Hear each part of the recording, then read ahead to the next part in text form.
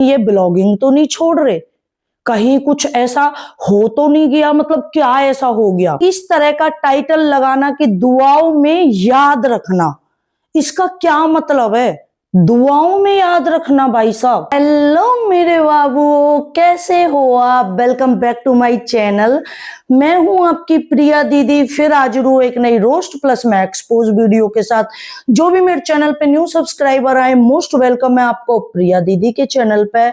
और जिन्होंने मेरे चैनल को सब्सक्राइब नहीं किया है वो प्लीज सब्सक्राइब कर लें, और जब सब्सक्राइब करो तो बेल आइकन जरूर दबा दे करो मेरे बाबू, ताकि मेरी हर एक वीडियो की नोटिफिकेशन तुम सबके पास पहुंच जाए। वीडियो है लाइक जरूर कर दियो मेरे बाबू, हाइप जरूर दे दियो, हाथ जोड़ के निवेदन है।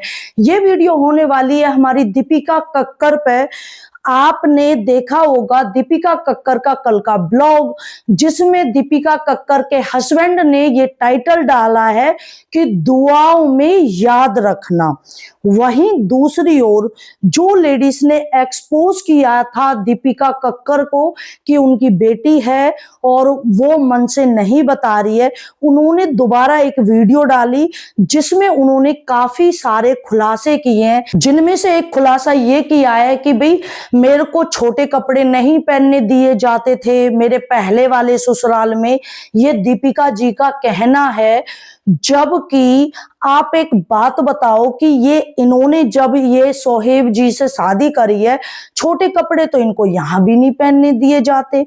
यहाँ भी ये पूरा दुपट्टा करके, पूरा मोमडन जो इनका होता है उसमें रहती हैं, ये पूरा बाजू के ये सूट पहनती हैं, सारा कुछ पहनती हैं। तो इनका ये बोलना कि जो पहला जो ससुराल था उससे इनका डिवोर्स है, जो ये अलग हुए हैं वो इस कारण से हुए हैं कि इनको छोटे कपड़े या मॉडर्न टाइप के कपड़े वो पहनने नहीं देते थे।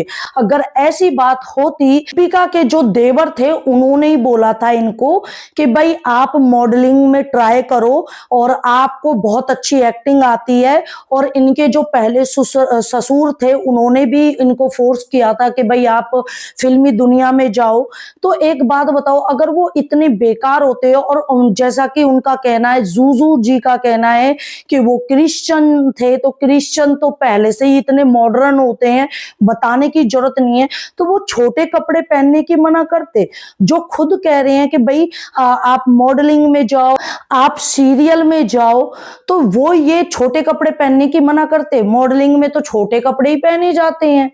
और कहीं ना कहीं आज ये इस मुकाम पे हैं, ये बिग बॉस में गई, ये सीरियलों में आई हैं, आज ये इस मुकाम पे हैं तो सिर्फ उनके पहले वाले जो ससुरालियां हैं उनकी बदौलत है। लेकिन सफल होने के बाद ये उनको ही भूल गई। ये दीपिका जी सिर्फ उनके एहसान को नहीं भूली है, बल्कि अपनी जन्म दी हुई बेटी को भी भूल गई हैं। और अब करते हैं इनकी दुआओं में याद रखना वाली बात। आप एक बात बताओ कि ये ब्लॉग डालते हैं तो इस तरह के टाइटल ये डालते क्यों हैं कि दुआओं में याद रखना? मतलब ऐसा क्या हो गया भाई जो दुआओं में याद रखना? और जब मैंने वो ब्लॉग खोल के देखा, मैंने कहा ऐसा क्या हो गया जो दुआओं में याद रखना। मैंने खोल के देखी तो वहां में 10 मिनट तक तो बेफालतू की बकवास ही, मतलब कुछ हो ही ना। फिर उसके बाद इनका ट्यूमर वाला आ जाता है। अच्छा जी, अब लोगों का ये कहना है कि ये सिंपैथी गेन कर रही हैं, इसलिए क्योंकि इनकी पोल पट्टी खोल दी है जूजू वाली आईडी ने, उस लेडीज ने, और लोग इनके पास जाके नेगेटिव कमेंट कर रहे हैं। लोग पूछ रहे हैं कि इनकी बेटी भी है और इन्होंने क्यों इतना बड़ा झूठ बोला, फलाना ढिकाना, जो भी कमेंट कर रहे हैं। तो ऑडियंस का ये कहना है कि ये जो भी कर रही हैं ये सिंपैथी लेने के लिए कर रही हैं। और इस तरह का टाइटल लगाना कि दुआओं में याद रखना, इसका क्या मतलब है? दुआओं में याद रखना भाई साहब, मतलब ये यूट्यूबर व्यूज लेने के लिए, डॉलर छापने के लिए इतने ज्यादा पागल हो जाए कि कुछ भी लिख दें हैं। मतलब दुआओं में याद रखने का मतलब ये होता है कि आप कहीं दूर जा रहे हो कि भाई दुआओं में याद रखना और हम चले और हम अब नहीं आने वाले, इस तरह का। एक ट्यूमर जो थोड़ा सा है, ये कह रहे हैं कि भाई थोड़ा सा है, ये वो फलाना जो भी इन्होंने बोला, उसमें इस तरह का टाइटल लगाना कि भाई जैसे वो जा ही रही है अब और तुम दुआओं में याद रखना। इस तरह की सिंपैथी लेते हैं ये, इस तरह के टाइटल लगाते हैं ये। फिर इनको अगर कोई नेगेटिव कमेंट कर दे तो ये आके और ऑडियंस से बोलते हैं कि आपको क्या पता कि हमारे दिल से क्या बीतती है आपकी कमेंट को पढ़कर। तो मैडम जी, आप इतना झूठ बोलते क्यों हो? मतलब इतना झूठ बोलने की क्या जरूरत है? इतना झूठ लिखने की क्या जरूरत है? इतना गंदा लिखने की क्या जरूरत है कि दुआओं में याद रखना? मतलब मैंने भी एकदम से देखा ना तो मैं भी नो सोचने लगी। मैंने कि यार ऐसा क्या हो गया कि दुआओं में याद रखना? कहीं ये ब्लॉगिंग तो नहीं छोड़ रहे? कहीं कुछ ऐसा हो तो नहीं गया? मतलब क्या ऐसा हो गया? लेकिन ब्लॉग ओपन किया तो कुछ भी नहीं। भाई ये ब्लॉगर कब तक पब्लिक का सी काटते रहेंगे? इस तरह की झूठ बोल के ये रियलिटी नहीं बता सकते। और इस तरह का कि भाई दुआओं में याद रखना, और मतलब कि भाई आप समझ सकते हो कि क्या साउंड कर रहा है ये।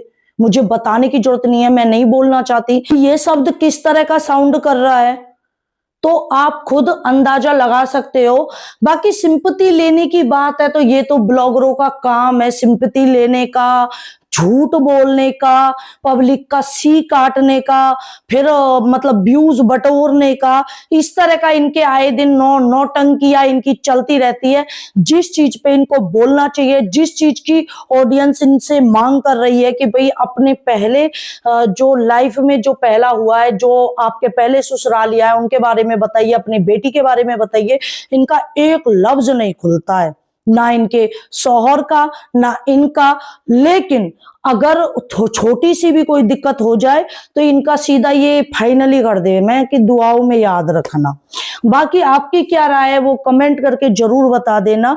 नए हो तो हाथ जोड़ के निवेदन है, चैनल है जरूर सब्सक्राइब कर लेना। अगर आप भी किसी ब्लॉगर पे रोस्ट वीडियो चाहते हो तो कमेंट में जरूर बता देना, और इस वीडियो को हाइप जरूर दे देना मेरे बाबुओं। और हमारा उद्देश्य, हमारे चैनल का उद्देश्य किसी की भी भावनाओं के साथ खिलवाड़ करना नहीं है, किसी को नीचा दिखाना, किसी की आलोचना करना, ये बिल्कुल भी हमारा उद्देश्य नहीं है। मेरी वीडियो देखकर किसी को भी हेट कमेंट या हेट फैलाने की कोशिश ना करे। ये वीडियो ओनली एक्सपोज वीडियो है। तो bye, take care, love you all, love you मेरे बाबू, बाय।